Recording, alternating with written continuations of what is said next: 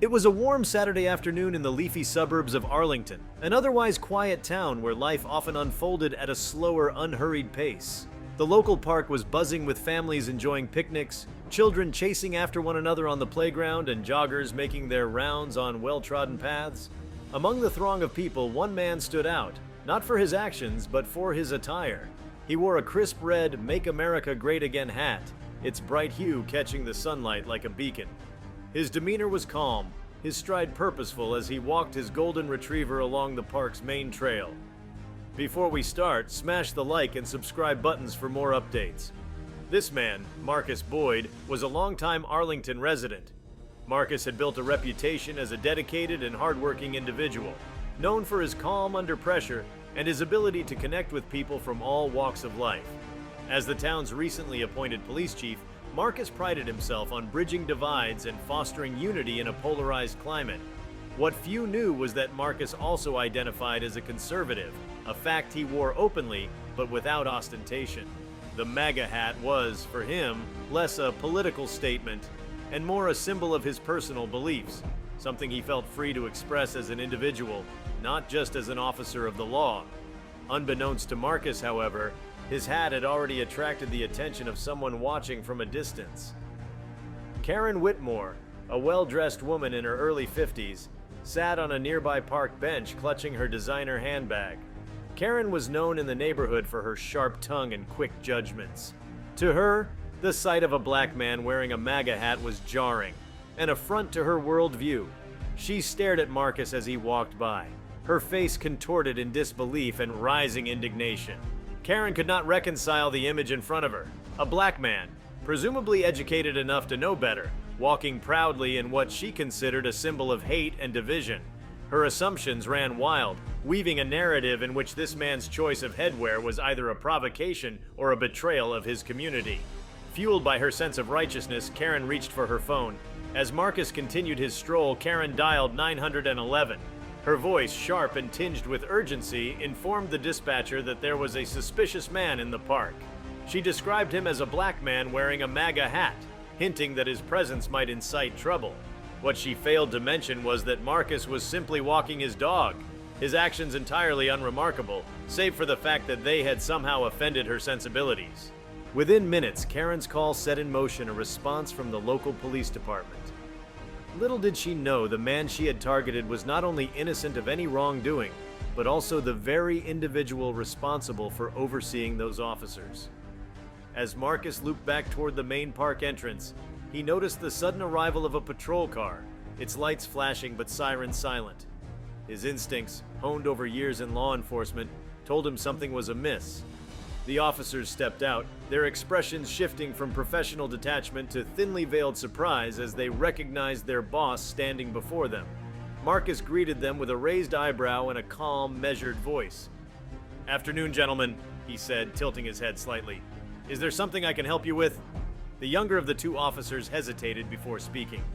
"Chief Boyd, we got a call about, someone matching your description," he began, his tone apologetic. "A woman reported a suspicious individual in the park." Marcus couldn't help but chuckle softly. "Suspicious, huh? Let me guess. It's the hat," he said, gesturing to the red cap perched on his head. The officers exchanged awkward glances, confirming his suspicion. Marcus sighed, his easy demeanor intact, but his disappointment evident. "Where is this concerned citizen?" he asked. One of the officers gestured toward Karen, who was now standing a few yards away, her arms crossed and her face a mask of smug satisfaction. She had watched the scene unfold with a sense of vindication, certain that she had done her civic duty. It wasn't until Marcus turned and began walking toward her, flanked by the two officers, that her confidence wavered. Karen's expression shifted from self-assurance to confusion as Marcus approached. He removed his sunglasses, revealing a face she vaguely recognized but couldn't immediately place. "Good afternoon, ma'am," Marcus said evenly. "I understand you called the police." Karen faltered, her bravado slipping as she struggled to find her words. "Well, yes," she stammered. "I saw you walking around with that hat, and I thought... I was concerned that there might be trouble."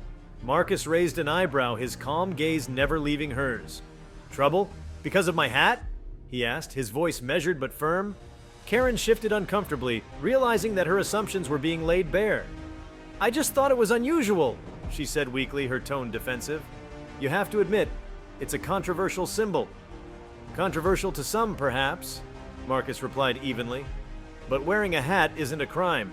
And for the record, I'm the police chief here in Arlington.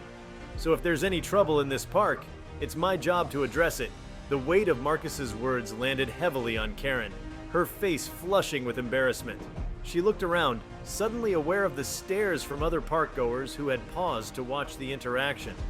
The realization of her mistake hit her like a tidal wave, and for the first time in years, Karen found herself at a loss for words. Marcus, however, was not finished. "It's important to be mindful of the assumptions we make about people," he said, his tone firm but not unkind. "We all have a responsibility to treat each other with respect and to think twice before jumping to conclusions. Today, it was me. Tomorrow, it could be someone else." Karen mumbled an apology, her voice barely audible. Marcus nodded, accepting her words without further comment.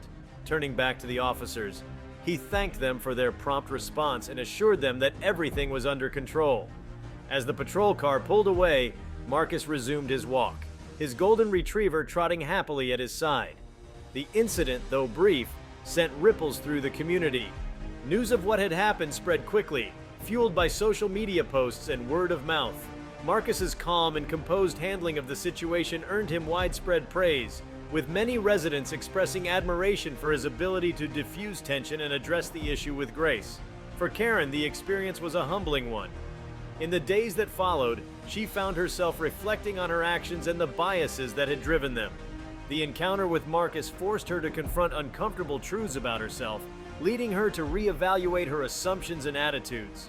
Life in Arlington eventually returned to its usual rhythm, but the lessons from that day lingered. Marcus continued to walk his dog in the park, his red MAGA hat a quiet testament to his right to express himself.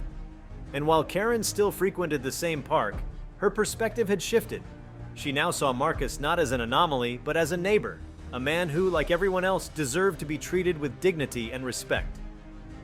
As the days passed after the incident in the park, the story took on a life of its own. It began as whispers in Arlington, murmurs of disbelief and curiosity about what had transpired between Karen Whitmore and Police Chief Marcus Boyd. But the narrative grew, morphing into something larger and more symbolic of the social tensions simmering beneath the surface of the quiet suburb. Karen found herself at the center of an unrelenting storm of opinions. Her initial embarrassment in the park was nothing compared to the flood of reactions that poured in once the story spread beyond local gossip. Social media, ever the magnifying glass for human drama, amplified the incident with a speed Karen could not have anticipated. Photos of her tense confrontation with Marcus, snapped discreetly by onlookers, circulated widely. Her expression, caught between indignation and dawning regret, was dissected in countless comments and memes. Some voices condemned her outright, labeling her a caricature of privilege and prejudice, a Karen in every sense of the term. Others, however, offered more nuanced takes, suggesting that her reaction, while wrong, stemmed from societal narratives that condition people to make assumptions. Still, the story resonated far beyond Arlington, striking chords in communities grappling with issues of race, politics, and identity. Karen herself felt the weight of the scrutiny. For the first time in her life, she found herself questioning the rigid worldview she had so carefully curated. Her days were marked by a gnawing sense of self-awareness, a new and uncomfortable companion. She began reading the comments online, not out of vanity, but because she hoped to understand why her actions had sparked such a visceral reaction. Many of the posts were harsh, cutting her deeply, but there were others, thoughtful, probing, that forced her to confront aspects of herself she had long ignored. Meanwhile, Marcus Boyd remained calm amid the growing attention. His colleagues at the police department, initially stunned by the situation, rallied around him, expressing pride in how he had handled the confrontation. Marcus was no stranger to challenging moments. His career in law enforcement had prepared him to navigate delicate situations with composure. But this incident was different. It wasn't about a crime or a policy. It was about perception, identity, and the complicated ways they intersect. As more journalists and community leaders reached out to Marcus for interviews, he made a deliberate decision to engage. For Marcus, this wasn't an opportunity for personal glory, but a chance to foster a meaningful dialogue. He agreed to appear at a town hall meeting organized by the Arlington Civic Council, where residents could come together to discuss the incident and its broader implications. The town hall, held in the gymnasium of Arlington High School, was packed to capacity. People of all backgrounds, ages, and political leanings filled the rows of folding chairs, their faces a tapestry of curiosity, concern, and hope. Karen was among them, sitting near the back, her hands clasped tightly in her lap. She had debated whether to attend, knowing that her presence might draw attention, but ultimately decided that it was the right thing to do. When Marcus took the stage, the room fell silent. Dressed in his police chief uniform, he cut an imposing but approachable figure. His voice, steady and warm, filled the space as he began to speak. "Thank you all for being here tonight," he said. "I want to start by saying that what happened in the park last weekend wasn't just about me. It was about the assumptions we all carry, the judgments we make, and the conversations we need to have to move forward as a community." He went on to recount the incident not with anger, but with a measured honesty that captivated the audience. Marcus spoke about the importance of understanding each other's perspectives and the dangers of letting stereotypes dictate our actions. He acknowledged the complexities of identity and the challenges of navigating a society that often feels divided along political and racial lines. "I wear this hat," Marcus said, holding up his red MAGA cap, "not to provoke, but because it represents something personal to me. Just as someone else might wear a shirt or a pin that reflects their beliefs. We all have the right to express ourselves, but we also have the responsibility to approach each other with kindness and curiosity." As Marcus spoke, Karen felt a lump rising in her throat. His words cut through her defenses, exposing the fragility of her assumptions. When Marcus paused to take questions from the audience, she hesitated, unsure whether she should speak. But as the microphone was passed from person to person, Karen found herself raising her hand. When the microphone reached her, the room turned to look at her. Her heart pounded in her chest as she stood, gripping the microphone tightly. "I'm Karen Whitmore," she began, her voice trembling slightly. "I'm the one who called the police on you that day." A murmur rippled through the crowd, but Karen pressed on. "I want to apologize to you, Chief Boyd. I let my assumptions get the better of me, and I realize now how wrong I was. I've spent the past week reflecting on what happened, and I know I have a lot to learn." Marcus met her gaze, his expression softening. "Thank you, Karen," he said simply. "It takes courage to admit when we're wrong, and it's never too late to start a conversation." The exchange marked a turning point in the evening. What had begun as a tense gathering transformed into a space of open dialogue. Residents shared their own experiences, discussing moments when they had been judged or had made judgments themselves. The conversation was raw, sometimes painful, but ultimately cathartic. Over the following weeks, Arlington began to change in subtle but meaningful ways. Inspired by the town hall, local organizations launched initiatives aimed at fostering community understanding. The library hosted book clubs focused on themes of race and identity, while churches and schools organized workshops on implicit bias. Marcus, for his part, continued to engage with the community, often holding informal walk and talks in the park, where residents could approach him with questions or concerns. Karen, too, embarked on a journey of transformation. She joined one of the book clubs, immersing herself in literature that challenged her perspective. She began volunteering at a local community center, where she met people from backgrounds vastly different from her own. These experiences humbled her, forcing her to confront the privilege and prejudice she had long taken for granted. One day, as Karen walked through the park, she spotted Marcus sitting on a bench with his dog. Summoning her courage, she approached him. "Chief Boyd," she said, her voice steady but nervous, "I just wanted to thank you for everything. You didn't have to forgive me, but you did, and that's changed me in ways I can't fully explain." Marcus smiled, gesturing for her to sit beside him. "Change is never easy," he said, "but it's always worth it. And the fact that you're here talking to me shows that you're willing to grow. That's what matters." Their conversation meandered from the incident in the park to lighter topics: the weather, their favorite spots in Arlington, and their hopes for the community. For the first time, Karen saw Marcus not as a symbol of something she couldn't understand, but as a person, a neighbor with whom she shared more common ground than she had imagined. The incident that had once threatened to divide Arlington ultimately became a catalyst for unity. It reminded the town's residents of the power of humility, dialogue, and the willingness to confront uncomfortable truths. And while no community is perfect, Arlington had taken a step closer to becoming the kind of place where understanding could flourish.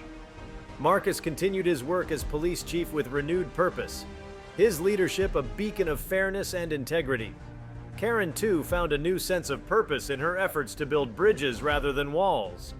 Together, their story became a testament to the possibility of change, not just for individuals, but for entire communities.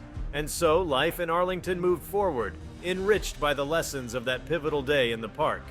It wasn't a perfect town, but it was a town willing to learn, to listen, and to grow. And in the end, that made all the difference. As time passed, the events in Arlington began to feel like the first notes of a larger symphony, a call to action for people within and beyond the community. Conversations that started locally resonated more broadly, with neighboring towns and even distant cities looking to Arlington as an example of how to confront bias and bridge divides. What had once been a singular incident grew into a movement of sorts, inspiring others to reflect on their own behaviors and assumptions. Marcus Boyd found himself fielding invitations to speak at conferences, community gatherings, and leadership seminars. His experience had struck a chord, offering a tangible example of how grace and understanding could dismantle tension. At each event, Marcus shared the story not to glorify his own actions, but to challenge audiences to look inward.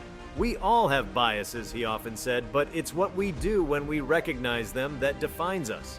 Karen, meanwhile, remained steadfast in her personal journey of growth. Determined to ensure her apology wasn't a hollow gesture, she dove headfirst into educating herself. She took classes on systemic inequality, attended workshops on allyship, and actively sought out diverse voices to expand her understanding of the world. The Karen who had once been quick to judge was now a woman striving to listen, to ask questions, and to admit when she didn't have the answers. Her transformation wasn't without its challenges. Karen often found herself confronted with uncomfortable truths about the systems and beliefs she had unwittingly upheld. Some days, the weight of this realization felt overwhelming, but she pressed on, determined to be better, not just for herself, but for her community. And in doing so, Karen became a quiet but powerful advocate for change, encouraging others in Arlington to take similar steps. One of the most significant moments in Karen's journey came when she organized a panel discussion on implicit bias at the Arlington Civic Center. The event featured speakers from various backgrounds, including Marcus, educators, activists, and local residents who shared their personal experiences. Karen opened the evening with a heartfelt acknowledgement of her own missteps, explaining how the incident in the park had been a turning point for her. "I'm not here because I have all the answers," she said, her voice steady but emotional. "I'm here because I learned that it's okay to not know everything, as long as you're willing to learn." The panel sparked candid conversations among attendees, many of whom admitted they too had acted on assumptions or failed to question their biases. The evening concluded with a collective sense of hope and determination, a shared commitment to fostering empathy and understanding in Arlington and beyond. What truly set Arlington apart in the months following the incident was the way its residents embraced the opportunity for growth.